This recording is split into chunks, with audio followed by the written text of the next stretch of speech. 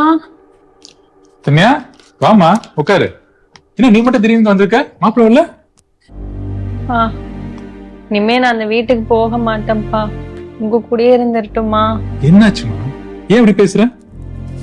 இல்லப்பா, என்னால அந்த வீட்டுல வாழவே முடியாதுப்பா.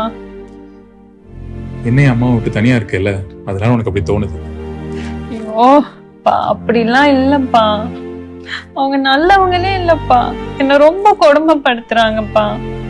உங்களுக்கு கூடுதலா கொஞ்சம் நகை போறோம்னு சொல்லியிருந்தோம். அது போட கொஞ்சம் டைம் ஆகுறதுனால அப்படி யோசிப்பாங்கம்மா.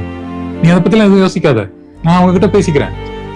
இல்லப்பா, நான் சொல்ல வரது உங்களுக்கு புரிய மாட்டேங்குதுப்பா. இல்லம்மா, நீ சாப்பிட்டு ரெஸ்ட் எடு. மாப்பிள்ள கிட்ட பேசிட்டு வரேன். ஏய் ரித்து, வா வா, எப்ப வந்த? எப்படி இருக்க? மாப்பிள்ள வந்திருக்காரா? அம்மா, அவன் நல்லவனே இல்லம்மா. நம்மள நல்லா ஏமாத்திருக்காங்க. என்ன டெய்லி டார்ச்சர் பண்றாங்கம்மா. ஏன், நீ ஏற்கனவே ஒரு பையனை விரும்பினியா? அதுதான் மாப்பிள்ளைக்கு தெரிஞ்சிச்சா? நீங்க இப்படி பேசினா எப்படி? நீயாவது என்ன புரிஞ்சுக்கம்மா. இல்ல, எனக்கு மாப்பிள்ளைய பத்தி நல்லா தெரியும். அவரு தங்கமானவர். நீதான் தேவையில்லாம அவர்கிட்ட ஏதாவது சண்டை போட்டிருப்ப. எனக்கு அந்த வீட்டுக்கு போகவே பிடிக்கலம்மா. நான் போக மாட்டேன். ஏய் ரித்து, அது உனக்கு புது இடம்ல, இப்ப அப்படிதான் இருக்கும். எல்லாம் கொஞ்சம் நல்லா சரியாயிடும்.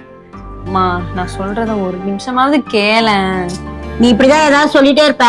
நீ போய் ட்ரெஸ் சேஞ்ச் பண்ணிட்டு வா, அம்மா உனக்கு சாப்பிடறதுக்கு ஏதாவது எடுத்து வைக்கிறேன். போ.